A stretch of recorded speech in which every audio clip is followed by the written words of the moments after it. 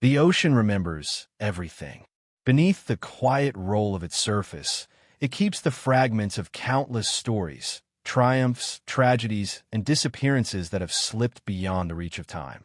The waves move as if whispering the names of those who once dared to cross them, names that history half remembers and the tide half erases. Tonight, we drift upon that surface, somewhere between waking and sleep, guided not by compass or map, but by curiosity itself. The sea, after all, is both a beginning and an ending, a place where humanity's greatest ambitions have vanished without trace. In the soft hush of twilight, the ocean looks peaceful, infinite, almost kind. But behind that calm surface lies a truth both ancient and unsettling. The sea gives and the sea takes. It carries empires, ships, and entire colonies into the horizon, and sometimes it simply refuses to give them back. Sailors have always said the sea has moods, a living entity that remembers who enters and who never leaves. The waves that lap at our shores have touched shipwrecks, ghost ships, and forgotten islands alike. They connect our time to every century before it. As the night deepens, the boundaries between the known and the unknown begin to blur. The ocean is not empty space. It is full of secrets, some revealed in fragments of wreckage, others preserved only in rumor and silence. History calls them lost expeditions, missing crews, vanished colonies.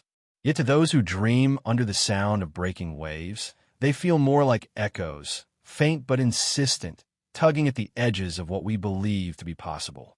Every disappearance is a reminder that the world is still larger, still stranger than we allow ourselves to think. Imagine standing on a deserted shoreline, feeling the wind carry a scent of salt and distance. Somewhere out there, beyond where the moonlight fades, entire worlds have been swallowed whole. A ship once sailed from this very coast, its hull gleaming with promise.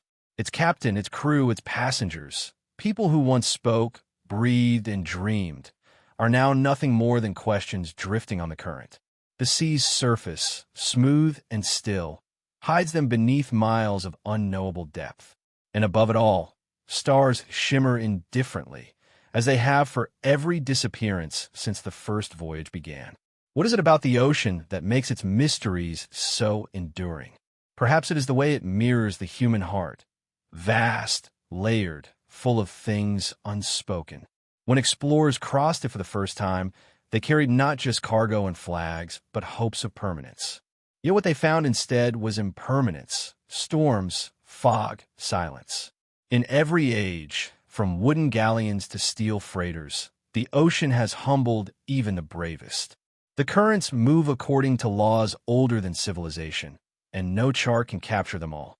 Some who set sail never truly vanished. They simply became part of the sea's memory. To speak of vanished colonies and ghost ships is to speak of humanity's fragile confidence in its own understanding of the world. We build, we name, we claim, but the sea reminds us that nothing truly belongs to us. It takes without explanation, erasing the footprints of the past more gently than time itself. And in that erasure lies the most haunting beauty, the idea that there are still places we cannot reach, stories we cannot close, questions that refuse to be answered. This journey will drift through those silences. We will follow the trails of colonies that disappeared into forests and fog, ships that reappeared without their crews, islands that existed only in the imagination of mapmakers. Each story begins with certainty, dates, names, coordinates, but ends in mist. We will move slowly, as though gliding over calm water at night, where every ripple catches a glimmer of the moon before fading back into darkness. The narration itself becomes a vessel, carrying us from one mystery to another, gently guided by wonder rather than urgency. Tonight, there is no need to solve anything. The point is not to conquer the unknown, but to listen to it. These vanished places and ghost ships remind us that mystery is not an error in the story. It is part of its design. The calm rhythm of the waves will keep time as we travel through centuries of human hope and loss, guided only by the faint light of history and the deeper glow of imagination. The ocean hums below, eternal and indifferent, waiting to reveal what little it chooses. And so we begin our voyage with the whisper of the tide, with the sound of the sea breathing in the dark. Somewhere ahead lies Roanoke, the first of many places where humanity's story faded into silence. The word vanished does not mean forgotten. It means remembered differently, through wind, through water, through wonder. As the horizon stretches open, we sail toward that silence, ready to listen to what it still might tell us. In the summer of 1587, more than 100 English men, women, and children set foot on the shores of Roanoke Island, off what is now the coast of North Carolina.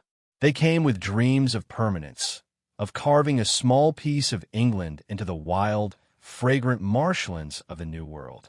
The Atlantic behind them felt endless, but their future, they believed, had boundaries they could build and name. The colony was meant to be self-sufficient, a symbol of England's growing confidence on the world stage.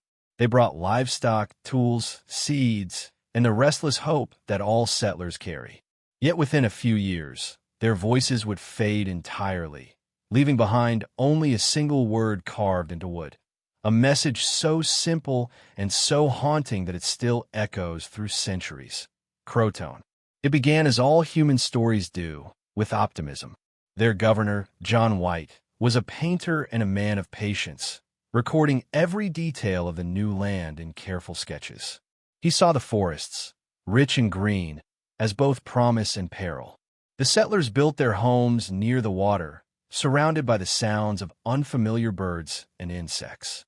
They planted corn, mended nets, and looked to the horizon for supply ships that would bring more people and more certainty. For a brief moment, Roanoke was alive, a fragile heartbeat on the edge of an untamed continent. But the New World was not easily claimed, and the distance between the colony and its homeland was measured not just in miles, but in months, in storms, in human frailty. When White returned to England later that year to gather supplies, he left behind his daughter, Eleanor Dare, and his newborn granddaughter, Virginia, said to be the first English child born in America. His voyage back to England was only meant to take a few months. Instead, it became 3 long years. England was caught in war with Spain, its ships diverted to defend against the looming armada. By the time White returned to Roanoke in 1590, his heart full of anxious hope, the settlement was silent. No smoke from chimneys. No footprints in the sand. The houses had been dismantled rather than destroyed, suggesting an orderly departure rather than sudden violence. There were no bones, no bodies, no signs of panic. Just the word Croton carved into a wooden post, and the letters Ciro etched faintly into a nearby tree. The name pointed to Croton Island, known today as Hatteras, home to a friendly indigenous tribe that had traded with the colonists. White took it as a sign, perhaps even as a message of safety, but storms rose along the coast, forcing his ship to turn back before he could reach the island. He would never return to Roanoke again. The fate of the men, women, and children who vanished remained an unanswered question, a riddle left drifting between land and sea. The word Croton became not an answer, but an echo. Over time, theories multiplied like waves. Some believed the settlers had indeed joined the Croton tribe, intermarrying and disappearing into native life, a quiet merging rather than a tragedy. Others spoke of hunger and desperation, of a winter that drove them to scatter inland. A few darker whispers hinted at Spanish raiders or secret illness, at violence erased by weather and time. The forest and the shoreline swallowed every clue, and the silence that followed became louder than any conclusion could be. Centuries later, archaeological digs would uncover shards of pottery and metal tools that might have belonged to the lost colonists, but nothing certain enough to still the mystery. What makes Roanoke linger in the imagination is not the scale of the event, but its intimacy. This was not a vanished army or a lost fleet. It was a community, complete with children, laughter, and fragile hope. Their disappearance feels deeply human, the kind of mystery that touches the edges of empathy rather than fear. When we imagine them, We do not see ghosts, but families caught between two worlds, the old one behind them and the new one that refused to hold them. Perhaps they walked away together, into the woods, following the river toward a safer home. Perhaps they survived longer than history allows us to believe. The mind drifts easily toward such gentle possibilities. And yet, there is something in the emptiness that resists comfort. The carving, weathered and lonely, stands as the only witness. It is as though the colony spoke one last word to the world before vanishing into nature's great silence. Even now, when the wind moves through the tall grass and the sand shifts along Roanoke Island, people say it carries faint whispers, an echo of voices that once belonged to mothers calling for their children, of axes striking wood, of a life cut short not by catastrophe, but by quiet erasure. Time has turned the site into a memorial made not of stone, but of absence. Every century tries to explain what happened, and every century fails just enough to keep the mystery alive. Historians, archaeologists, and dreamers have searched for proof, but Roanoke's power lies in what it refuses to reveal. It is the perfect paradox, a piece of history that exists precisely because it vanished. The colony's name has become shorthand for the unknowable, for the way life can slip soundlessly into myth. Perhaps, in some way, that is why we remember them at all. The unknown preserves them more gently than fact ever could. And as night falls over those same coastal waters, the sound of the surf seems to say what words cannot. The tide rises, smooth and indifferent, washing across the empty sands where an entire world once stood. There is no marker now, no sign of where the last fire burned. Only the ocean, whispering softly as if in remembrance. The story of Roanoke is not a story of death. It is a story of disappearance, of transformation. It asks not where they went, but what they became. The sea, always patient, keeps the answer. And as we leave its shore behind, the mystery of Roanoke becomes our first step into a deeper current. The long journey into the vanished and the inexplicable that waits beyond the next horizon. The Arctic begins where the world seems to end. A place of white silence and endless reflection, where the horizon blends sky and ice into one unbroken stillness. It was here in 1845 that two grand ships, the HMS Erebus and the HMS Terror, set sail under the command of Sir John Franklin, tasked with completing the Northwest Passage, that elusive maritime link between the Atlantic and Pacific Oceans. The expedition was equipped with the best technology of its time: reinforced hulls, steam engines, canned provisions, and the optimism of an empire at its height. 129 men boarded the ships that summer, laughing, writing letters, and believing they were about to etch their names into history. None of them would ever return. For a time, the world simply waited. Expeditions were meant to last years. It was expected that ice would trap them, that seasons would delay progress.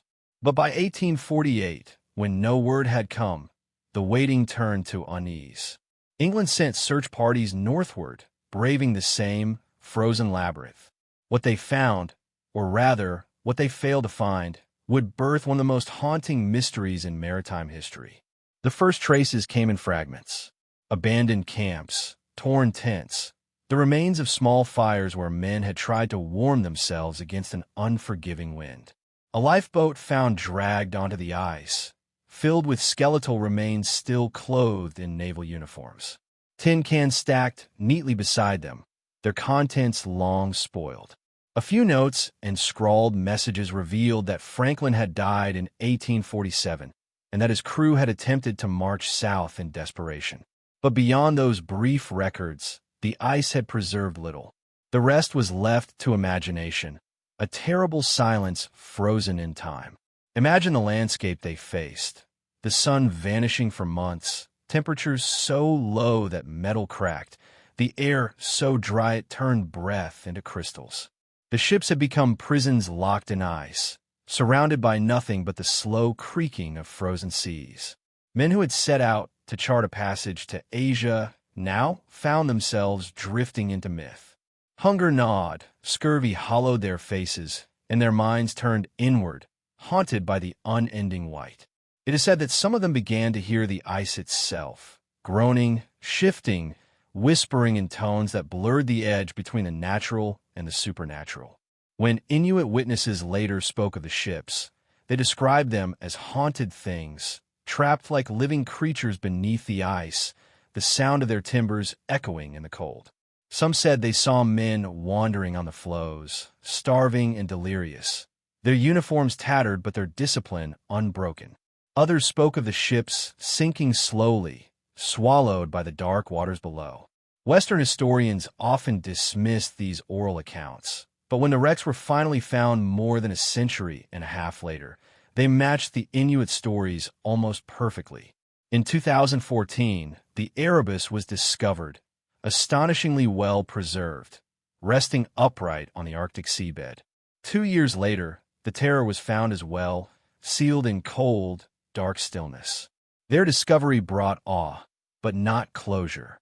Inside, everything was preserved as if time had paused mid-breath. Cups still on tables, boots lined neatly along walls, brass instruments gleaming faintly in the silted gloom. It was a glimpse into a moment that had never ended, a frozen echo of human endeavor meeting the immensity of nature. And yet, the question at the heart of the story, what exactly happened to the men, remains unanswered. Forensic studies of recovered remains show traces of lead poisoning, likely from the solder used in their canned food or the ship's plumbing. It might have clouded their minds, made them hallucinate, made poor choices seem like hope. Others point to botulism, starvation, hypothermia. Still others believe that panic, isolation, and the slow erosion of order led them to turn on each other in the end. Some evidence even suggests acts of cannibalism, though in the Arctic, even desperation freezes quietly. The line between survival and surrender thins when every breath costs effort. But beyond the grim detail lies something more profound. The Franklin expedition was meant to symbolize the height of reason and control, of scientific mastery over nature. Instead, it revealed how fragile that mastery truly is. The ice did not rage against them. It simply waited. The Arctic does not destroy. It absorbs. It takes ships, men, and memories, holding them in perfect silence until the world forgets to look. The Erebus and Terror were never truly lost. They were simply waiting to be remembered. Today, the Arctic waters that hide them are calm, almost tender. The ships rest undisturbed, their names fittingly poetic. Erebus, the Greek word for darkness, Terror, for the fear that follows it. Together they drift in eternal stillness, embodying both sides of the human spirit, the courage to explore and the humility forced upon us by the unknown. Each expedition that follows in their wake still carries a trace of their fate, a quiet warning wrapped in ice. The Franklin expedition remains one of those stories where every explanation feels too small for the mystery it inhabits. It is both tragedy and legend, caution and inspiration. In its silence, it speaks about the human need to reach beyond limits, even when the cost is total disappearance. Somewhere beneath that frozen sea, two ships continue to dream in the dark, their timbers creaking softly as if remembering the songs of their long-departed crew. And as we drift from the frozen north toward warmer waters again, the lesson lingers like breath on cold glass. Some vanishings are not erasures. They are transformations, moments suspended between time and eternity. The Franklin expedition, like the others we will meet, remains not merely a loss but a presence, the echo of exploration's fragile heartbeat, preserved forever beneath the ice. The Arctic holds them gently now, its stillness both a grave and a lullaby, whispering to all who dare the unknown that discovery is never without cost. The ships sleep and the sea remembers. The world before satellites and sonar was drawn by hand, lines of ink tracing dreams more than geography, oceans filled with possibilities rather than proof. Every map was both an act of knowledge and imagination, and in the wide spaces between known lands, cartographers left room for wonder. islands appeared like mirages, hovering on parchment, given names, shapes, and stories before anyone had ever set eyes upon them. These are the phantom lands, the places that shimmered just beyond reach, half discovery, half desire. In the age of exploration, absence was not emptiness, it was invitation. Among these vanishing lands, one name appeared again and again: Hy-Brasil, said to lie west of Ireland. It was drawn on maps for centuries, sometimes as a perfect circle, sometimes shrouded in mist. Sailors swore they had glimpsed it on clear days, an island that appeared with the sunrise and faded by dusk. It was described as a place of endless light, where music drifted across the water, where the people were ageless and content. When expeditions tried to find it, they returned with nothing but stories of fog and confusion. Some claimed the island was hidden by enchantment, visible only once every 7 years. Others said it sank beneath the sea, a ghost of a world that refused to die. Then there was St. Brendan's Island, named for an Irish monk said to have sailed across the Atlantic in the 6th century. His voyage, told and retold through medieval legend, inspired countless explorers who believed they could find the promised land of the saints. For centuries, his island wandered across maps, sometimes near Iceland, sometimes near the Azores, sometimes far out toward the unknown. Each revision of geography became a record not of where it was, but of where hope wanted it to be. In this way, maps were less about navigation and more about yearning, the longing to fill the blank spaces of the world with meaning. In the Pacific, the phantom lands multiplied. Explorers spoke of the island of Davis, of Doherty, of Emerald, each cited by reputable sailors, each later proven to be illusions born of cloud and light. Yet these mirages were persistent, reappearing in records long after their existence was doubted. Even as late as the 20th century, maps still carried such ghosts. The human mind, it seems, cannot resist the poetry of the unconfirmed. Perhaps the most haunting of all is Sandy Island, once marked between Australia and New Caledonia. For decades, it appeared on nautical charts, even noted in modern atlases. Then, in 2012, a research vessel sailed directly over its coordinates and found nothing. The depth was thousands of feet. No sand, no coral, no trace of land. A place that had existed in textbooks and satellite data simply wasn't there. Scientists quietly erased it from official maps, but the mystery lingers. How could a non-existent island survive centuries in human record? What does it say about the nature of discovery, that we can create something so solid from mere sight? There is something deeply human about these phantom islands. They reveal our tendency to see what we need to see, to project our hopes and fears onto the horizon. Each imaginary island carries the shadow of our longing for refuge, for perfection, for proof that the unknown hides something benevolent. When explorers glimpsed distant shapes through mist or twilight, their hearts turned the illusion into reality. The ocean, ever patient, reflected back their imagination like a mirror made of waves. But over time, as knowledge replaced myth, the world began to shrink. The spaces that once held mystery became coordinates and measurements. The age of satellites ended the age of wonder, or so it seemed. Yet even now, the sea continues to play tricks. Mirage islands still appear under certain conditions of light and air, hovering above the horizon before dissolving like smoke. For a moment, the old world returns. The one where not knowing was a kind of beauty. There's a quiet sadness in realizing how much of our collective imagination was once drawn in ink upon paper, and how easily we have let it fade. The Phantom Islands remind us that not all mistakes are errors. Some are dreams that accidentally found their way into history. They sit between truth and myth, not to deceive us, but to remind us that exploration is not only about finding land, it is about finding meaning. As our ship drifts onward through this sea of vanishing places, the ghosts of Hy-Brasil and Sandy Island dissolve behind us. The map, once crowded with possibilities, grows a little emptier. Yet in that emptiness lies the next mystery waiting to be found. Ahead, real ships will take the stage, vessels that, unlike the imagined islands, truly existed, sailed, and were found again, eerily untouched but completely abandoned. Their decks still hold the air of human absence, their sails whispering secrets no chart could record.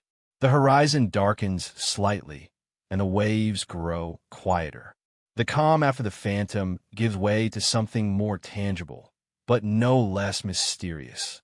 From imaginary lands, we sail now toward a ship that defies all logic, a ghost not of maps, but of flesh and wood and wind. The Mary Celeste awaits, adrift on a silent sea, her story carried by the same longing that once filled the blank spaces of every map. The morning of December 4th, 1872, began as most days did for Captain Morehouse of the Dei Gratia. The Atlantic lay calm and gray beneath a pale winter sun, the kind of stillness that makes the sea seem endless. As his crew scanned the horizon, a strange silhouette appeared in the distance. A ship moving slowly, its sails ragged, its path uncertain. The watchman called out, and soon every eye turned toward it. The ship drifted with a strange grace, neither wrecked nor steady, like something caught between the living and the dead. As they drew closer, they could make out her name painted clearly on the stern, Mary Celeste. The Mary Celeste had left New York a month earlier, bound for Genoa, carrying barrels of industrial alcohol. Her captain, Benjamin Briggs, was a seasoned sailor, traveling with his wife and young daughter. 10 souls in total had been aboard. They were seen departing the harbor in good weather, their vessel sturdy and well-provisioned. Nothing about that departure hinted at what was to come. Yet now, the Mary Celeste floated alone on an open ocean, sails partly set, no distress flag raised, and no sign of life aboard. When the boarding party from the Dei Gratia climbed on her deck, they found an uncanny silence. The ship was sound, her hull intact, her cargo untouched, her rigging in order. The only damage was a torn sail and some minor flooding in the hold, not enough to explain abandonment. The lifeboat was gone, but the rest of the ship seemed ready to sail. Inside the cabin, the crew's belongings remained neatly arranged, clothes folded, pipes still on tables, charts spread across the desk. The captain's logbook ended abruptly. The last entry recorded 10 days earlier, noting calm seas and favorable winds. It was as though everyone had simply stood up and vanished. There was food enough for months, fresh water in the tanks, and no signs of struggle or violence. The cargo hold revealed that several barrels of alcohol had leaked, perhaps swelling and forcing open their seals, but the air was not toxic. The compass, chronometer, and sextant were missing, possibly taken with the lifeboat. But the most unsettling detail was the atmosphere itself. The Mary Celeste felt empty in a way no deserted place should feel, less like a ship abandoned, more like a moment frozen. Even seasoned sailors reported a weight in the air, as though the vessel carried the echo of something unspoken. Speculation began before the ship even reached port. Some said pirates had attacked, but why then leave valuable cargo untouched? Others claimed the crew had mutinied, yet no trace of disorder or violence was ever found. A seaquake was suggested, shaking the barrels and releasing noxious fumes, forcing the captain to order evacuation, but that could not explain why they never returned. One theory imagined that a sudden squall had broken the lifeboat's line, stranding the crew as they watched their ship drift away into the distance. Still others whispered of something darker, a fear, an omen, a sound in the night that drove them to flee what no one could name. When the Mary Celeste was towed to Gibraltar, her mystery only deepened. The salvage court, led by a suspicious attorney general, hinted at foul play and fraud, but found no evidence to support such claims. The salvors received only a fraction of what they were due, as though the law itself could not reconcile with something so impossible. The ship was cleaned, refitted, and sent back to sea, but its reputation followed like a shadow. Sailors grew reluctant to serve aboard her, whispering that she carried a curse. Over the next decade, she changed hands several times, each voyage marked by misfortune until, finally, she was deliberately wrecked off Haiti in 1885, scuttled for insurance, ending a career that had begun in mystery and ended in deceit. But even with her end, the Mary Celeste refused to fade into obscurity. Her story became legend, retold in newspapers and journals across continents. Writers and poets gave her ghostly life. Conan Doyle even penned a fictionalized tale that turned her from maritime curiosity into myth. Each generation reinvented the mystery, adding whispers of sea monsters, disappearances in the mist, or times slipping strangely at sea. Yet the truth, if it exists at all, is quieter than those tales suggest. Perhaps the Mary Celeste was simply a victim of small, human miscalculations, a cautious captain, a drifting lifeboat, a windless sea. But simplicity rarely satisfies the soul when faced with emptiness. The heart wants mystery where reason ends. There is something deeply haunting in the image of that ship, sails trembling in an invisible breeze, a child's toy lying forgotten on the captain's bunk, a meal half prepared in the galley. It is the kind of silence that speaks. The Mary Celeste was not a ghost in the supernatural sense.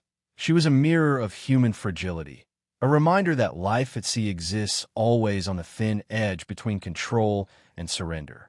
One decision, one wave, one moment of fear or faith, and an entire world can vanish without trace. Even today, when her story is retold, it carries the rhythm of the tide itself. Steady, sorrowful, unending.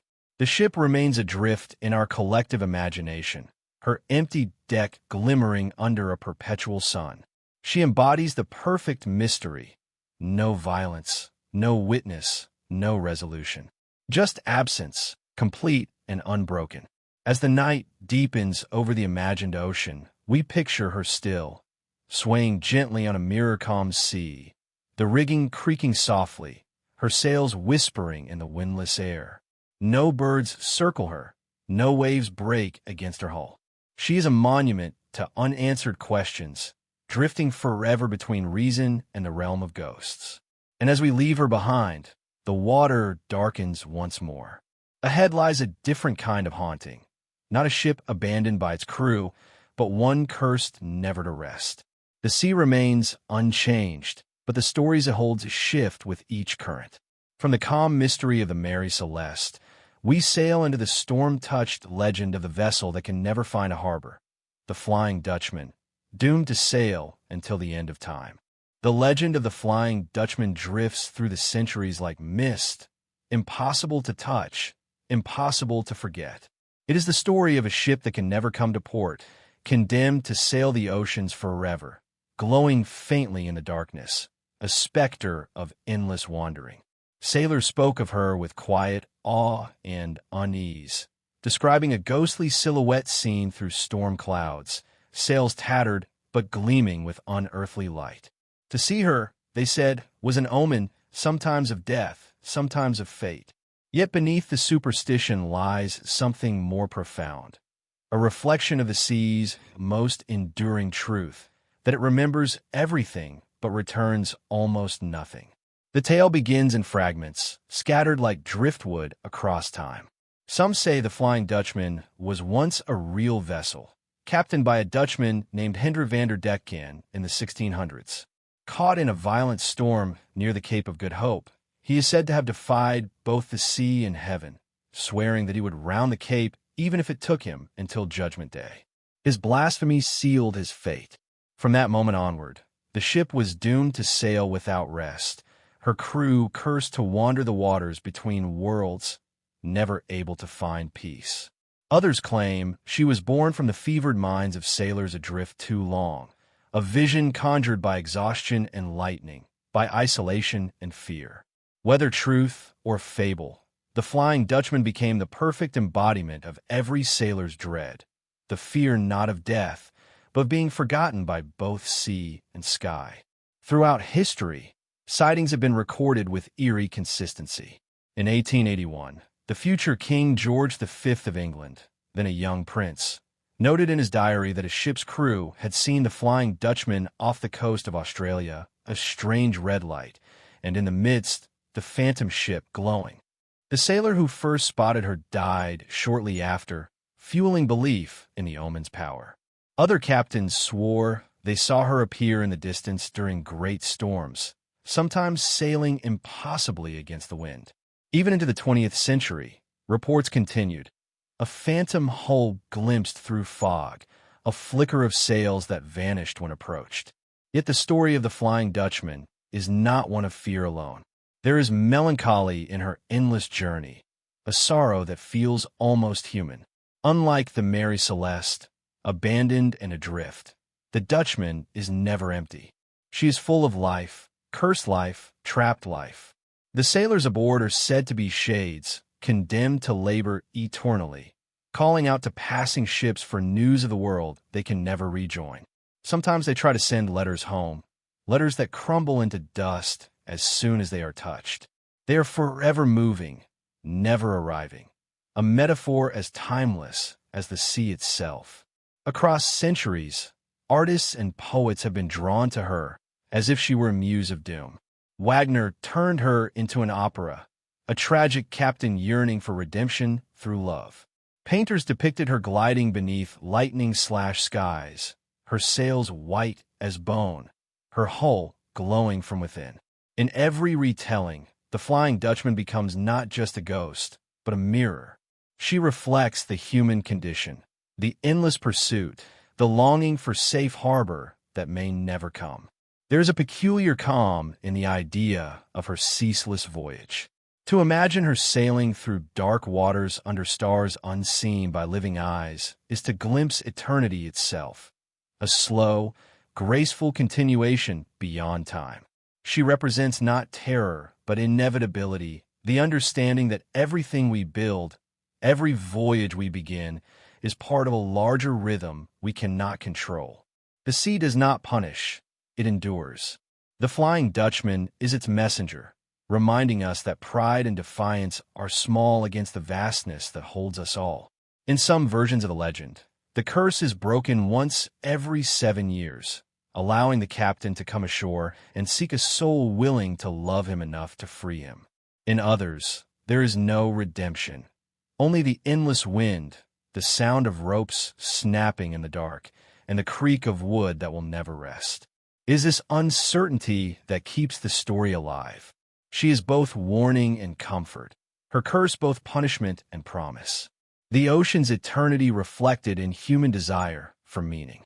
Even in modern times, sailors speak of strange lights or phantom echoes on radar screens, ships that appear and disappear without explanation. Science gives them terms, refraction, temperature inversion, mirage, but the legend persists. The Flying Dutchman does not need belief to exist. She survives in imagination, which is more enduring than fact. The mind, when surrounded by sea and sky with no solid ground in sight, begins to see what it fears and what it longs for. As our voyage continues, the air itself feels thicker, charged with the hush that comes after thunder. The story of the Flying Dutchman lingers like mist on the water, a spectral bridge between the tangible and the unseen. We leave her not behind, but beside us, sailing forever on a parallel current, always visible at the edge of awareness. Ahead waits a different kind of mystery, one without curses or legends, one grounded in modern fact, yet equally impossible to explain. If the Flying Dutchman is the ghost of human imagination, then what comes next is the ghost of human reality, a ship that vanished and reappeared without a soul aboard, a modern echo of the same timeless enigma. The ocean grows quiet again, as though preparing itself for another story. Somewhere beyond the waves, the Joyita drifts into view, her decks waiting in silence, her mystery ready to unfold. In November 1955, the cargo vessel MV Joyita was discovered adrift in the South Pacific, a ghostly echo of maritime mysteries thought long buried in the age of sail. She was found floating eerily north of Vanua Levu, Fiji, half submerged but still buoyant thanks to her cork-lined hull. Her decks were empty. There were no bodies, no signs of struggle, and no lifeboats remaining. 25 people, crew and passengers alike, had vanished completely. Yet the ship herself, though damaged and tilted to one side, remained stubbornly afloat, as if unwilling to sink or surrender her secrets. The Drita had departed from Samoa on a routine voyage to the Tokelau Islands, carrying medical supplies, food, and trade goods. She was due to arrive within 48 hours, but when she failed to appear, search operations scoured the surrounding waters for weeks. No wreckage was found, no distress signal received. It was only after a month that a merchant vessel spotted her, drifting lifelessly in the open sea. Her nameplate was cracked, her decks littered with debris, and her radio still tuned to distress frequencies. Mute, yet waiting. When rescuers boarded the Drita, they found the same chilling order that has come to define maritime mysteries. The engine room was in disarray, one engine dismantled for repairs, but not in a way that suggested panic. The ship's clocks had stopped at 10 minutes past 10, though whether morning or night was unclear. Bloodstains were found on a doctor's bag, and several bandages lay scattered, hinting at injury. The cargo, though partially spoiled, was largely intact. Her logbook, navigational equipment, and the lifeboats were missing. The radio microphone had been placed carefully on the deck, as though someone had been trying to call for help moments before the end. The condition of the ship told two conflicting stories. On one hand, she had been abandoned deliberately, her inhabitants likely believing she was sinking. On the other, her cork-filled hull made that impossible. She could not have gone under even if flooded.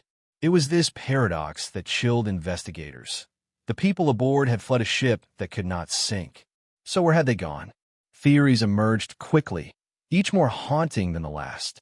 Some suggested the captain, Thomas Dusty Miller, had been injured or incapacitated, leaving a less experienced crew to make fatal decisions.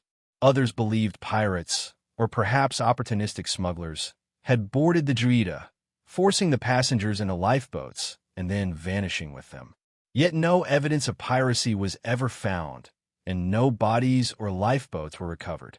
A more mechanical explanation pointed to the ship's leaking pipes and faulty radio. Perhaps the crew believed they were taking on water and abandoned ship prematurely, drifting away into the vast Pacific, never to be seen again. But there was a deeper unease surrounding the Drita.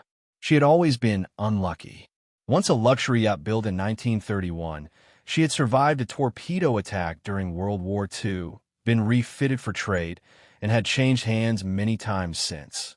Each owner spoke of constant failures, engines that refused to start, electrical systems that failed without reason, instruments that spun wildly.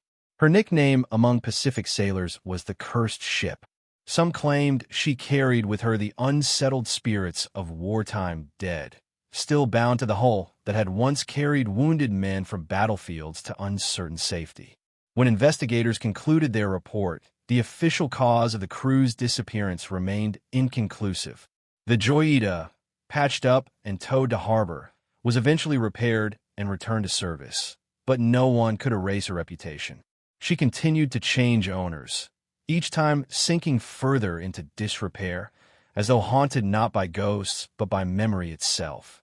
Her final years passed quietly, abandoned at last in a harbor, her paint peeling, her decks soft with rot.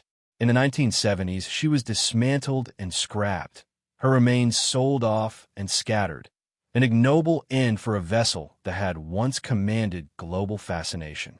Yet the legend of the Drita endured, for she represents something profoundly modern in the lineage of ghost ships. Unlike the Mary Celeste, she was no relic of the age of sail, and unlike the Flying Dutchman, she carried no mythic curse. Her mystery unfolded in the age of radio, maps, and engines, an age where such vanishings were no longer supposed to happen. She reminds us that even in the world of metal and electricity, the sea still holds dominion. It can still swallow, still confuse, still silence. There's an image often retold by those who study her case. The Drita, half submerged, listing in the sun, her shadow rippling faintly across the water. Seabirds circle but never land. The horizon burns with quiet light, and the sound of waves echoes against her hollow hull. In that silence, one feels both the immensity of the ocean and the fragility of those who cross it. Perhaps that's why her story lingers. The Joyita is not simply a tale of disappearance. It's a portrait of misplaced faith, of humans trusting their machines more than their instincts, and the sea reminding them, gently but fatally, who rules its domain. She drifts now in memory, where her ghost joins the Mary Celeste and the Flying Dutchman, forming a spectral fleet that sails forever through our collective imagination. As the image of her fated deck dissolves into the dusk of thought, we drift once more toward an older time, when disappearances were not just physical, but almost mythical. Ahead lies a land, not a ship, a colony that vanished as completely as the Joyita's crew, leaving behind only carvings in wood and the wind whispering through trees. The ocean has taken ships. Now, it seems, the land itself can vanish too. The waves recede into history, and the story of Roanoke begins to rise with the tide. When English colonists set sail across the Atlantic in the late 16th century, they carried with them dreams of empire, discovery, and permanence. They believed they were bringing civilization to an untouched world, though the land had already been home to countless generations before them. Among these bold ventures, one settlement would become legend, not for what it achieved, but for how it disappeared. The lost colony of Roanoke remains one of history's most haunting enigmas, a mystery suspended between history and myth, where the promise of a new world met the silence of the wilderness. In 1587, a group of around 115 settlers, men, women, and children, arrived on Roanoke Island off the coast of what is now North Carolina. They were led by John White, an artist and cartographer chosen by Sir Walter Raleigh to establish England's first permanent colony in the New World. White's own daughter, Eleanor Dare, gave birth to Virginia Dare there, the first English child born on American soil. The air must have been thick with hope and uncertainty, the colonists building homes amid the churring of insects and the hum of an unfamiliar landscape. The dense forests, the unbroken coastlines, the whisper of the Atlantic, it all must have seemed both vast and alive, both beautiful and threatening. Supplies dwindled quickly, and tensions grew between the settlers and local tribes, whose relationships with earlier English expeditions had already soured. Within months, the colony's survival became precarious. John White decided to return to England to request aid, promising to come back swiftly. But fate intervened.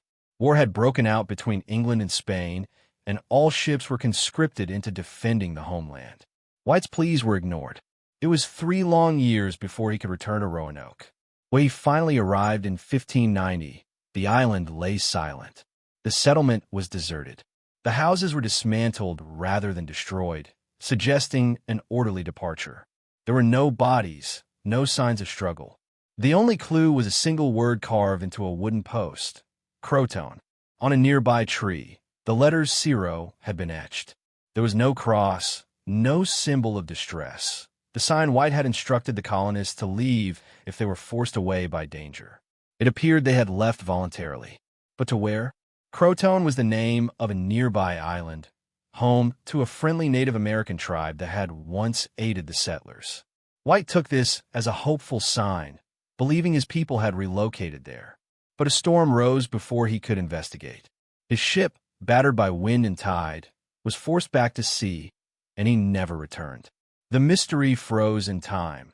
An entire community vanished, leaving only a name carved in wood and the echo of lives that seemed to dissolve into the forest.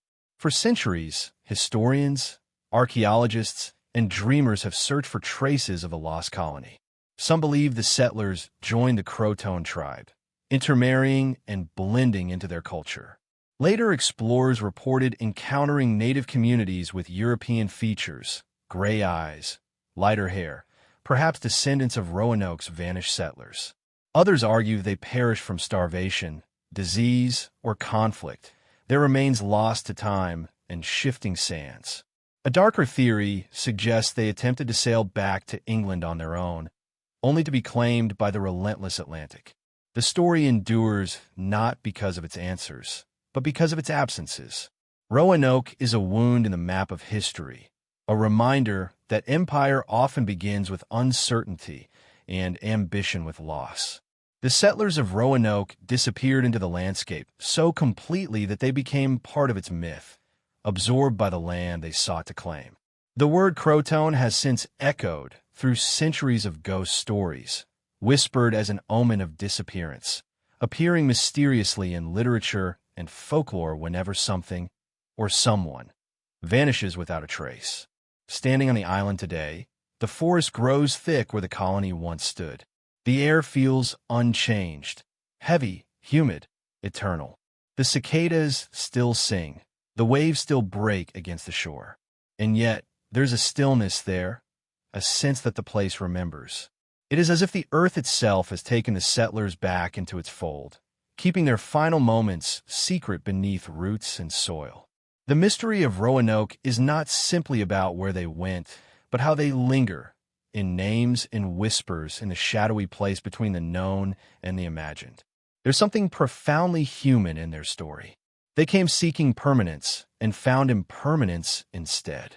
They carried symbols of civilization, tools, books, faith, and were instead absorbed by a wilderness that refused to yield.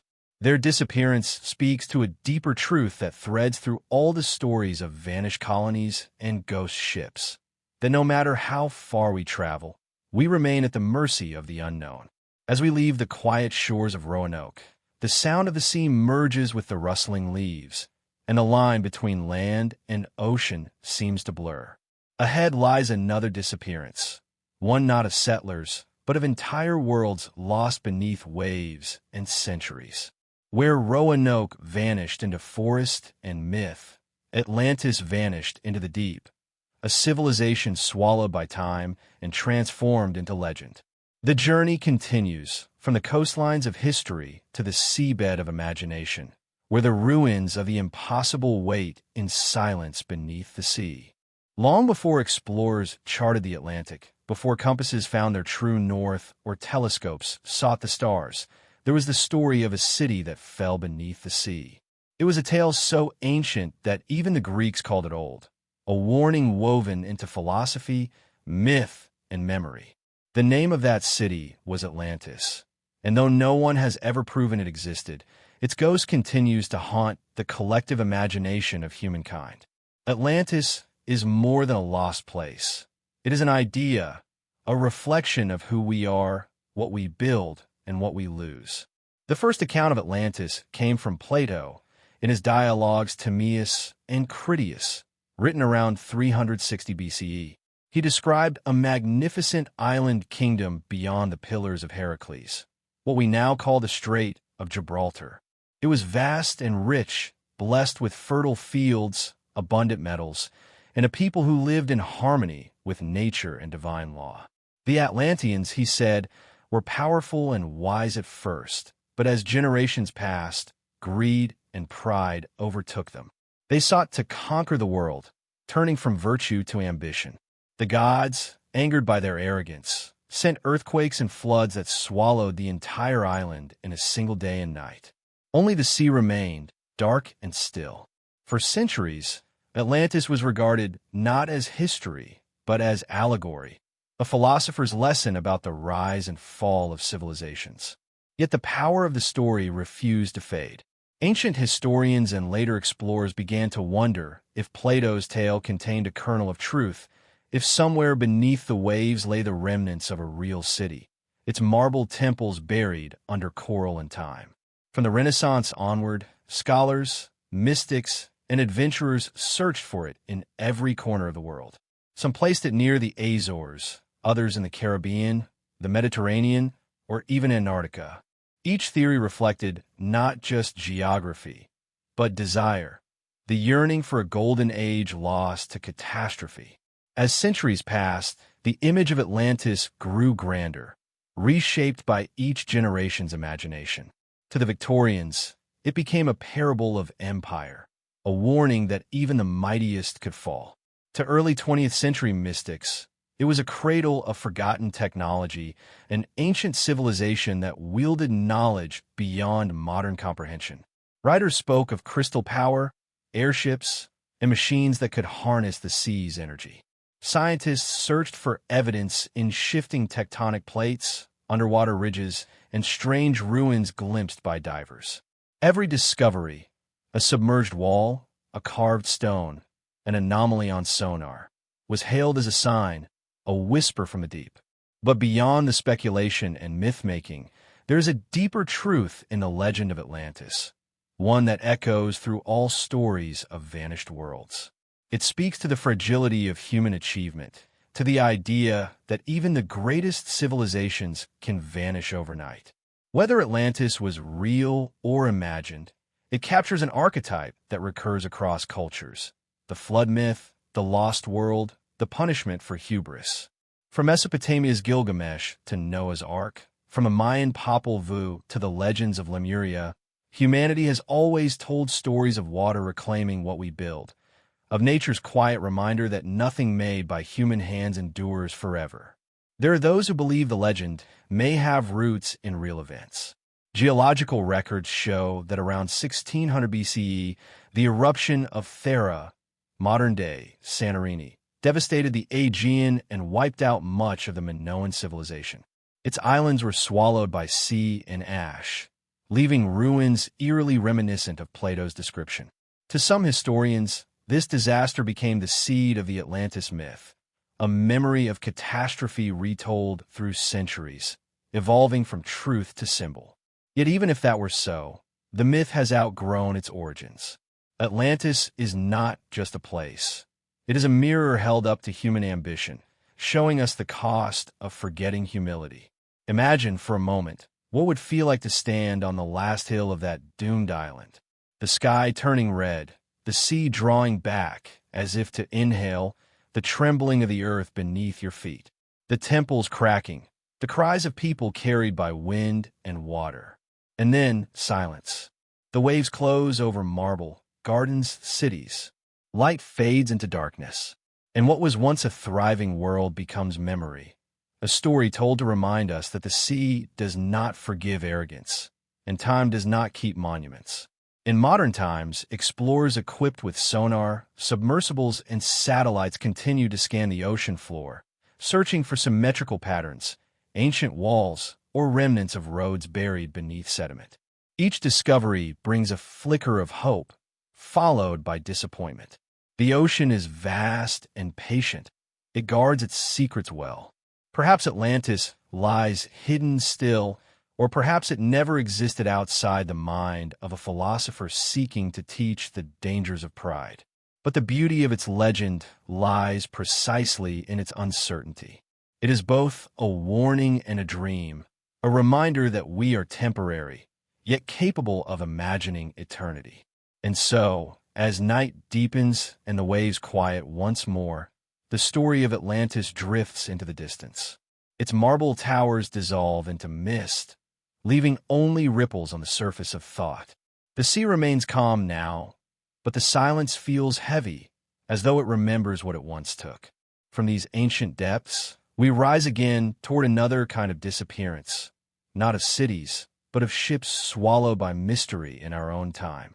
Ahead lies a legend whispered across centuries by sailors who vanished into the horizon, never to return, leaving only a triangle of fear mapped upon the sea. The current shifts, and the next story waits in the dark waters of the Bermuda Triangle. Few places on Earth have captured the imagination of both skeptics and dreamers quite like the vast expanse of ocean between Miami, Bermuda, and Puerto Rico. It is a region known to the world as the Bermuda Triangle, a name whispered with a mixture of fascination and dread. The waters there are deep and clear, the skies often calm, and yet for over a century, ships and aircraft have vanished without trace. The legends that swirl around these disappearances form a tapestry of fear and wonder, woven from fact, speculation, and the eternal human urge to find meaning in the unexplainable. The modern myth of the Bermuda Triangle began in the mid-20th century, though its roots stretch far deeper. Sailors of earlier centuries spoke of strange lights hovering over the sea, of compasses spinning wildly, of fog that seemed to swallow sound itself. Christopher Columbus, in his own logs, noted that his compass behaved erratically when passing near what is now called the Triangle. But it wasn't until the disappearance of Flight 19 in December 1945 that the legend truly took hold. Flight 19 consisted of 5 U.S. Navy bombers on a routine training mission from Fort Lauderdale, Florida. Experienced pilots, clear weather, and a simple navigation path. Nothing about the mission should have gone wrong. Yet within hours, radio communications began to falter. The flight leader, Lieutenant Charles Taylor, reported that his compass had malfunctioned and that he could no longer determine direction. His last transmission was calm, but uncertain. "We can't be sure where we are. The ocean doesn't look right." Minutes later, contact was lost. Neither the planes nor the 14 men aboard were ever found. Even more unsettling, a rescue plane sent to search for them vanished as well, with 13 additional crew. The ocean, vast and indifferent, gave no answer. Over the decades that followed, the Triangle's reputation grew as more disappearances were attributed to its waters. Ships like the USS Cyclops, a massive naval collier with over 300 men, disappeared in 1918 without sending a single distress call. The Marine Sulphur Queen vanished in 1963, her cargo of molten sulfur lost with 39 crew. Even small private yachts and aircraft were said to vanish mid-journey, their last messages often describing mechanical failure, thick haze, or inexplicable turbulence. For believers, the Triangle became a place where natural law bent, a geographical wound where the sea swallowed logic. Explanations abounded. Some turned to science, others to the supernatural. The rationalists pointed to sudden storms, powerful underwater currents, and methane hydrates that could bubble from the ocean floor, reducing water density and causing ships to sink abruptly. Magnetic anomalies, they argued, might confuse compasses and instruments, leading navigators astray. Yet none of these theories fully accounted for the utter lack of debris, the silence that followed so many disappearances. And so imagination filled the void. Writers and researchers proposed lost civilizations, alien abductions, time warps, and portals between worlds. The Triangle, they said, was a thin place in reality itself, a seam where this world touched another. But perhaps what makes the Bermuda Triangle so enduring is not just the mystery of loss, but the way it reflects our modern anxieties. It is in essence a legend born in the age of technology, radios, radar, aircraft, all the instruments of certainty. When such tools fail without explanation, we are reminded of how fragile our control truly is. The Triangle becomes a mirror, showing that even in a mapped and measured world, there remain regions that defy us, where reason sinks as surely as ships. Sailors who cross the area today often describe an uncanny calm. The sea there can seem like glass, endless and still, the horizon blurred in haze. It is easy, in such silence, to imagine the shadows of lost vessels beneath the waves, drifting slowly through the depths. Modern navigation satellites have dispelled much of the mystery, and yet the reputation endures. When a radar blip flickers, when static cuts through a transmission, the old fear returns, the sense that something ancient lies watching below. The Bermuda Triangle's allure lies in contrast. Calm seas concealing chaos, bright skies hiding darkness. Each story told about it blurs the line between science and the supernatural, between the ordinary and the impossible. In this way, it joins the lineage of the Mary Celeste, the Jada, and even Atlantis itself. A reminder that humanity's need for mystery is as deep as the ocean's trenches. Imagine for a moment a moonlit night over those waters. A small plane hums softly above the waves, its lights faint in the distance. The sky is clear, the stars sharp, but then, slowly, the instruments begin to fail. The compass needle trembles, the radio hums with a low, rising tone. The pilot blinks, the horizon seems to blur. Below, The water glows faintly, as though something immense stirs beneath.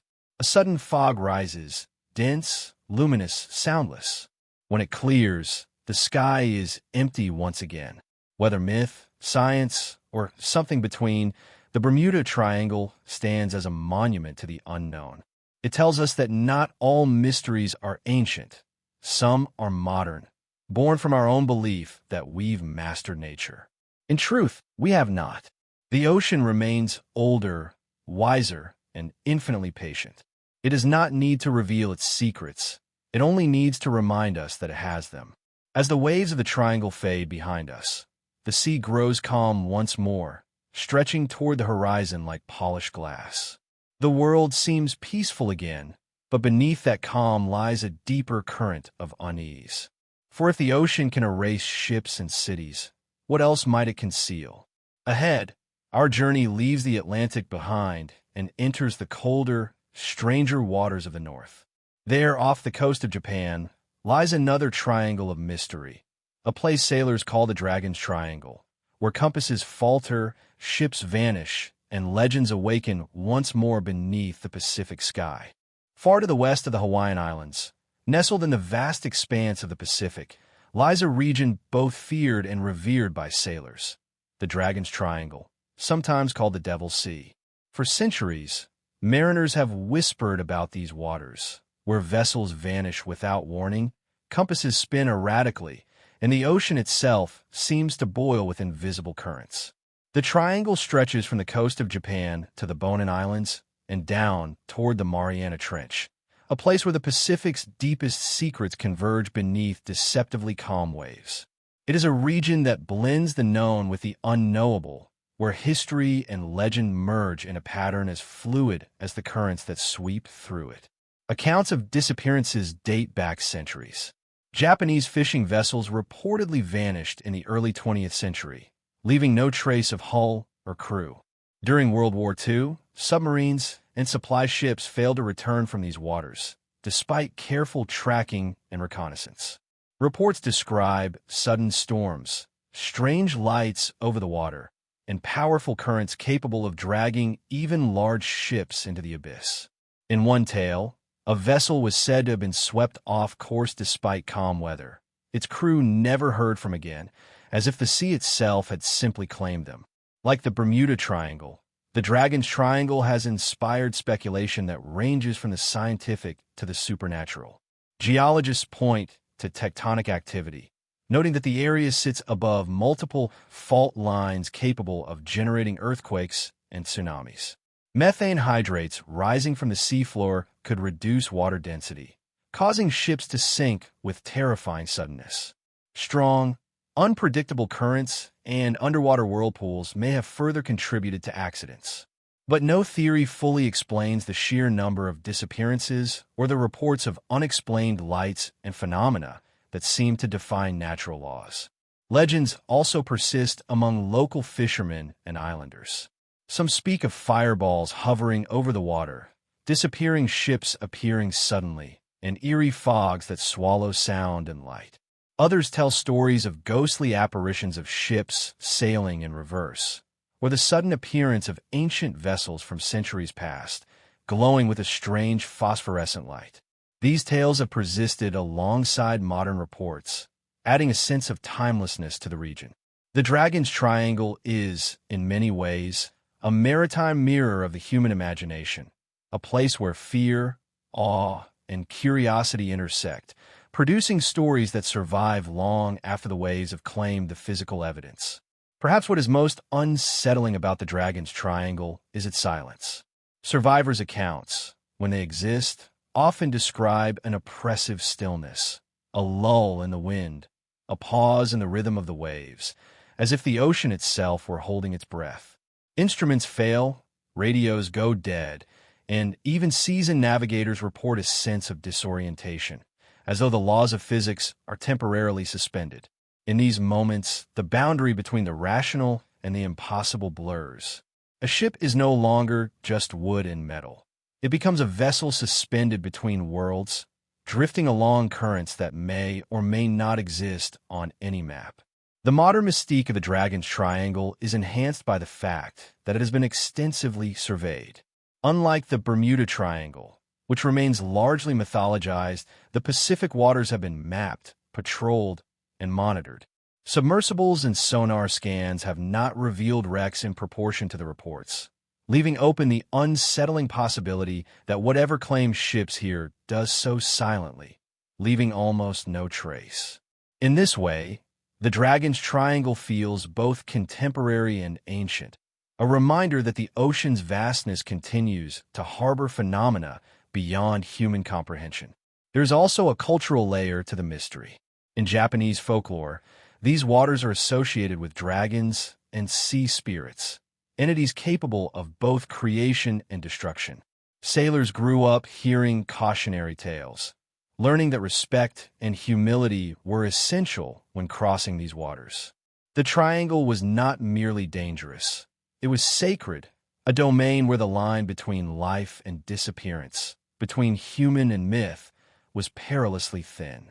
Imagine a modern vessel drifting through the Dragon's Triangle under a sky scattered with stars.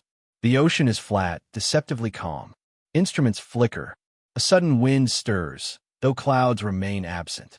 Lights dance across the horizon, faint at first, then intensifying. The crew checks the radios, dead silence. Below, the depths are unfathomable, the trenches plunging far beyond the reach of sunlight. Every heartbeat is magnified, every small sound amplified against the vast hush. And when morning comes, the ship may emerge unchanged, or it may have vanished entirely, leaving only the calm waters behind. The Dragon's Triangle, like the Bermuda Triangle before it, endures not only because of unexplained vanishings, but because of the questions it provokes. How does the ocean, which appears serene and familiar, conceal such profound dangers? How can human ingenuity, maps, and instruments fail so completely in its grip? These questions linger as long as the currents themselves, flowing through the Pacific like a slow pulse, impossible to outrun, impossible to resolve. As we leave the Pacific behind, the Dragon's Triangle recedes into memory, its shadows stretching across the imagination. The ocean remains calm once more, but the sense of something vast and unknowable lingers. It is a reminder that the world is filled with edges, places where our understanding ends and the mysterious begins. From vanished colonies to ghost ships, from phantom islands to impossible waters, the journey of disappearance continues. Ahead, a final chapter awaits, a reflection on all we have seen, a meditation on absence, and the quiet truth that mystery itself is often the most enduring companion of human curiosity. History is full of places that vanish, leaving behind nothing but whispers and traces. The Anasazi cliff dwellings of the American Southwest are one such enigma, a civilization that thrived for centuries and then disappeared, leaving behind silent stone cities perched high on canyon walls. Unlike the ghost ships and vanished colonies that drift across the seas, the Anasazi vanished from solid ground. Their story is etched into rock and dust, a reminder that disappearance is not always the result of sudden calamity. Sometimes it is a slow, deliberate fading, as a people and their culture slip quietly from the landscape. The Anasazi, or ancestral Puebloans, flourished between roughly 100 AD and 1300 AD, their civilization spreading across the mesas, canyons, and valleys of present-day Arizona, New Mexico, Utah, and Colorado. They built intricate dwellings, often carved directly into cliffs, creating villages of stone and adobe that seemed impossibly suspended above the desert floor. These were not mere shelters. They were communities designed with purpose, aligned with celestial patterns, with plazas, kivas, and granaries that reflected both daily life and spiritual practice. The cliff faces themselves seemed to embrace the people, a silent witness to generations of culture, trade, and ritual. And then, gradually, the Anasazi disappeared. By the late 13th century, their settlements were abandoned. Archaeologists have pieced together fragments of evidence, Tree data shows prolonged droughts. Soil samples reveal overfarming, and artifacts suggest that trade networks have begun to collapse. Perhaps water sources dried up, or crops failed repeatedly, forcing families to migrate in search of sustenance. Perhaps social tensions or spiritual decisions prompted a deliberate exodus. The exact cause remains uncertain, but the result is clear. Entire towns, once filled with life, were left to the winds and sun, their stone walls gradually crumbling into silence. The cliff dwellings themselves preserve a haunting beauty. Rooms remain intact, storage jars lie in place. Pottery is scattered across floors, and ceremonial spaces are frozen in their final use. Visitors walking among these ruins cannot help but sense absence. The echo of footsteps that once climbed ladders and carried water, the quiet hum of lives that moved rhythmically in tune with the desert. Yet there is no devastation, no evidence of violence. The Anasazi did not vanish in panic or war. They faded deliberately, leaving a landscape carefully cared for, yet emptied. Legends and oral histories from the Navajo, Hopi, and other indigenous people suggest that the Anasazi did not die out. They migrated, integrating into other communities and blending into the surrounding cultures. Their disappearance, then, is not a tragedy of extinction, but a transformation. The settlements remain, their silence both a tomb and a testament, showing that absence can be as powerful as presence. In this, the Anasazi mirror the ghost ships we have encountered at sea, vessels, towns, and people lost to observation, yet leaving traces that endure. Archaeologists and historians have tried to explain the Anasazi's disappearance with science, but the human element resists quantification. Why did they leave when survival seemed possible? Was it fear, foresight, spirituality, or a combination of all three? In their absence, they have become mythic, a symbol of human resilience and fragility, a civilization that rose with ingenuity and vanished with quiet deliberation, leaving the world to imagine their final steps. There is a certain poetry in the Anasazi's departure. Unlike sudden catastrophes, their migration was a slow, patient fading, a disappearance not into mystery, but into choice. Their homes remained as silent witnesses, empty but intact, a bridge between the living and the lost. Each doorway carved into the canyon wall, each room sealed with care, tells us that disappearance is not always abrupt. It can be meticulous, almost reverent, a conscious act of letting go. Standing at the edge of a cliff dwelling today, gazing across the vast canyons, one feels both awe and melancholy. The wind sweeps through abandoned rooms, rustling small fragments of pottery, carrying the whispers of generations who once lived there. The absence is tangible, a presence of absence that invites reflection, reminding us that history is shaped as much by what vanishes as by what endures. As we leave the arid mesas behind, the story of the Anasazi offers a bridge to our next encounter, a vanished city of stone and ritual, swallowed not by time or drought, but by water itself. From the quiet cliffs of the American Southwest, we journey across oceans to explore the sunken world of Atlantis, a civilization lost beneath waves, a legend that has persisted for millennia, blending fact, philosophy, and myth into a mystery that continues to ripple through human imagination. The echo of absence remains, connecting earth and sea, land and myth, past and imagination. The legend of Atlantis is one of the most enduring and evocative stories in human history, a tale that has captivated philosophers, explorers, and dreamers for over 2,000 years. Unlike vanished colonies or ghost ships, Atlantis is not recorded in logs or found adrift at sea. It exists primarily in the mind, in ancient texts, and in the yearning of humanity to imagine a civilization both perfect and doomed. Plato described it as an island larger than Libya and Asia combined, rich in natural resources, with grand palaces, sprawling harbors, and canals filled with water. Its people were wise and virtuous at first, living in harmony with nature and divine law. But over time, pride and ambition corrupted them. The gods, displeased by their hubris, brought earthquakes and floods that swallowed the island in a single night, leaving nothing behind but memory and warning. For centuries, scholars debated whether Atlantis had ever existed, or whether it was merely a moral parable. Yet the story endured because it resonates on a fundamental level.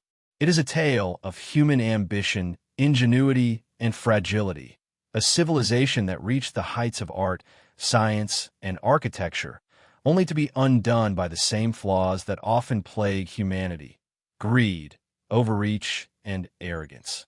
Atlantis, therefore, is both a warning and a dream, a vision of what humans can achieve, and a reminder that even the mightiest achievements can vanish without a trace.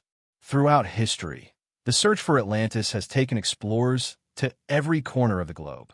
In the Atlantic, theories have placed it among the Azores Islands.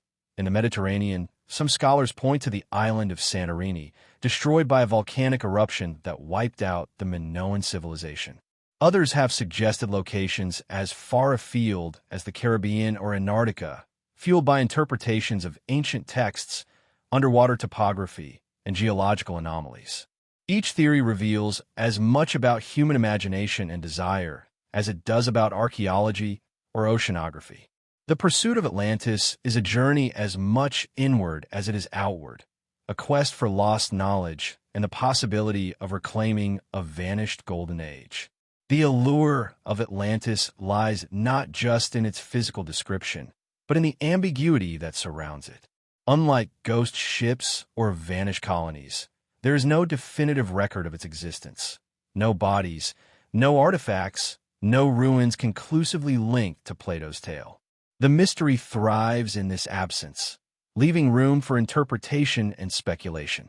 Writers and artists have filled the void with visions of underwater cities illuminated by sunlight filtering through turquoise waters, spires of coral and marble, streets lined with statues of gods and heroes, and machinery powered by unknown technologies. Each depiction, while imaginative, maintains the essential paradox. Atlantis is both impossibly real and eternally unattainable. Scientific attempts to locate Atlantis have produced tantalizing clues, but no proof. Sonar scans reveal submerged ridges and unusual formations, but these are inconclusive, often explained by tectonic shifts, volcanic activity, or natural erosion.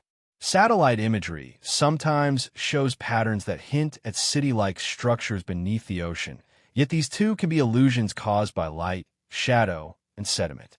In every case, the mystery deepens.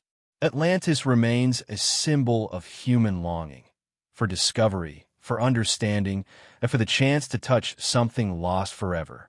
The legend also carries a philosophical weight. Plato intended it as a cautionary tale about the dangers of overreaching power and moral corruption. In this sense, Atlantis has a timeless quality. It speaks to every generation that builds, conquers, and forgets humility. Its destruction is not just a physical event, but a metaphor for the consequences of hubris, the impermanence of civilizations, and the fragility of human achievement.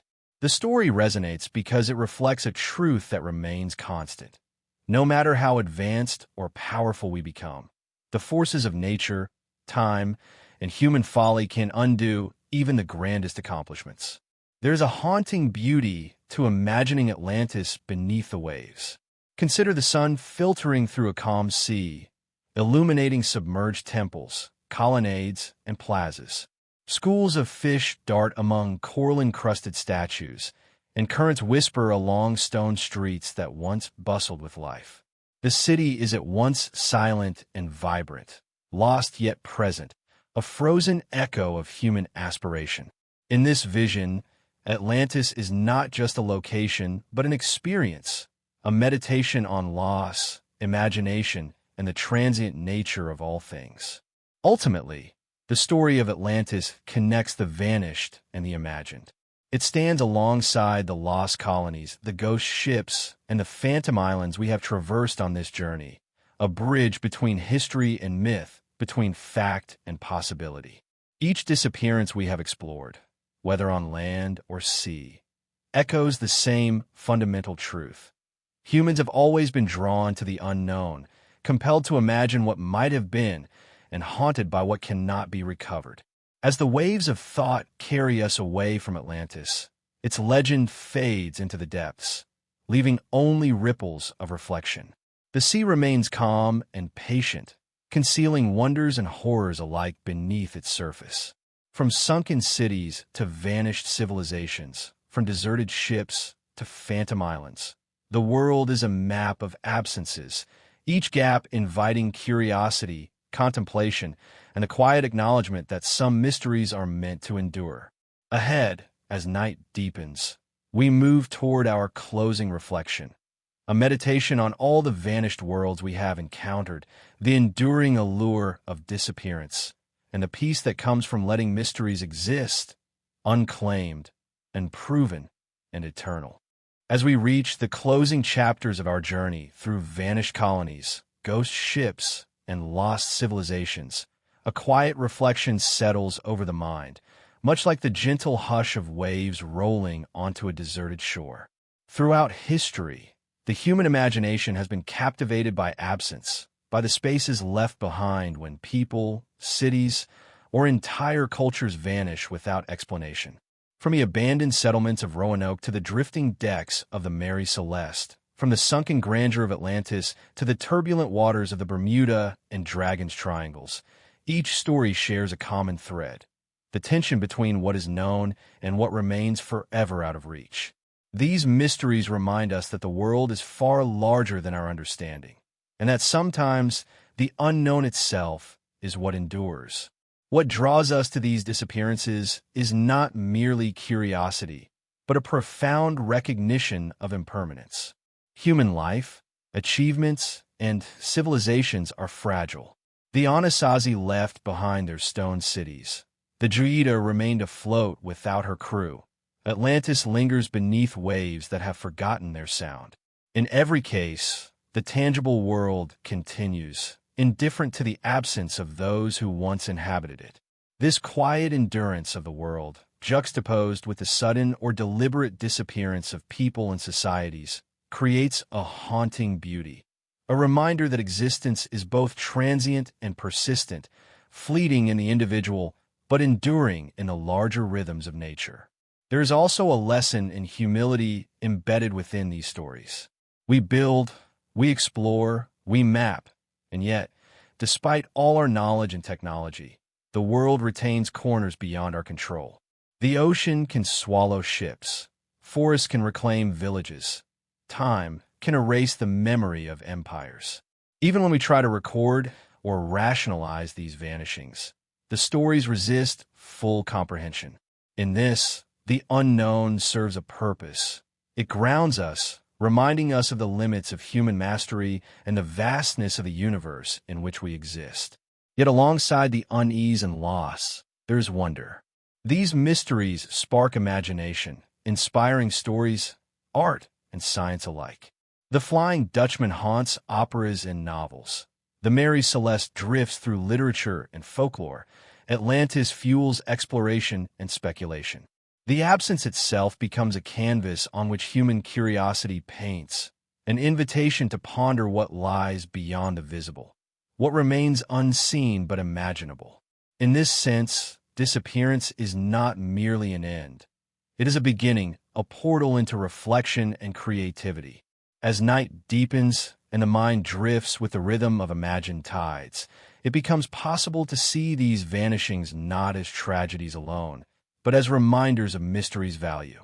They teach patience, reverence, and acceptance.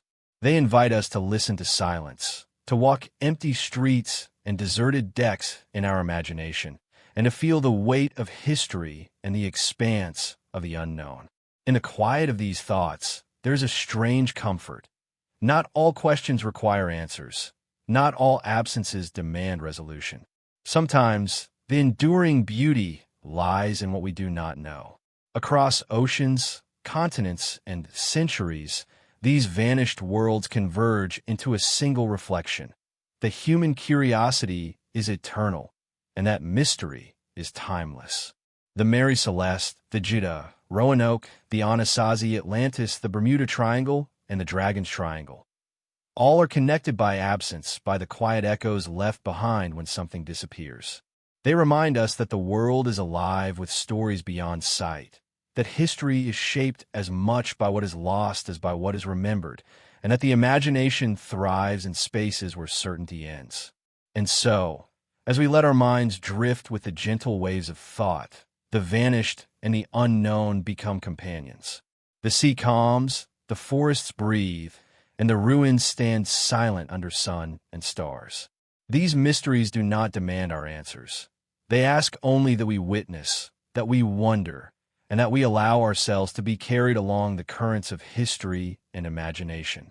There is peace in this acceptance, a quiet meditation upon the transient and the eternal, the known and the unknowable. In the end, the beauty of vanished colonies and ghost ships is not in the resolution, but in the journey. Each disappearance, each echo of life lost or transformed, becomes part of a larger tapestry of human experience. They are reminders that life, in all its forms, is fragile, yet persistent, fleeting, yet capable of inspiring eternity. As the night deepens and the horizon fades into darkness, we rest in the calm understanding that some mysteries are not meant to be solved, only felt. And in that feeling, the stories live on, timeless and serene, like waves lapping softly against the shores of memory. As the tale of vanished colonies and ghost ships draws to a close, we are left with the undeniable sense that the mysteries of the past have a life of their own.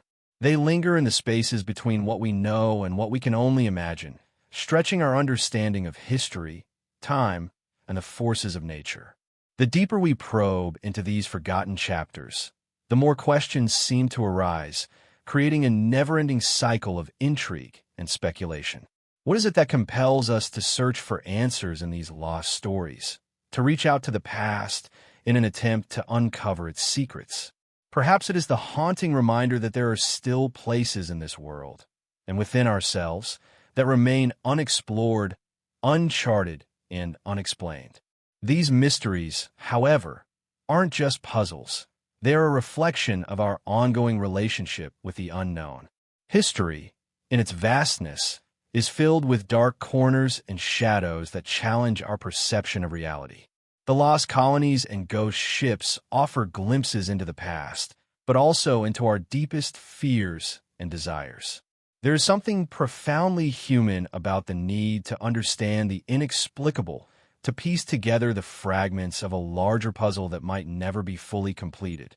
As we uncover more about the vanished colonies, or find traces of those long-lost ghost ships, we find not just answers, but a kind of peace in knowing that the pursuit of knowledge is itself a journey worth taking. In the case of the Mary Celeste, for example, we are left wondering what happened in that moment of stillness. Why were the crew's lives abandoned in such a sudden, eerie way? The answer may never come, yet the story is alive in our collective consciousness, whispering from the pages of history. Similarly, with Roanoke, the inexplicable disappearance of an entire colony lingers, defying neat conclusions. Could it be that these moments in history are meant to remain unfinished? Perhaps there is beauty in their unresolved nature, in the way they draw us into a world of endless possibility and speculation. At the heart of these mysteries is a broader reflection on the human condition. Our fascination with what is lost and what cannot be understood taps into a universal experience, the knowledge that there are vast, infinite spaces that cannot be filled by logic alone.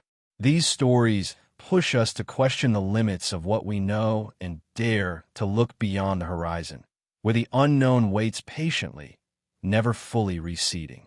The Bermuda Triangle and other such mysteries serve as a reminder that even in our age of scientific understanding and technological advancement, there are still forces that elude our grasp.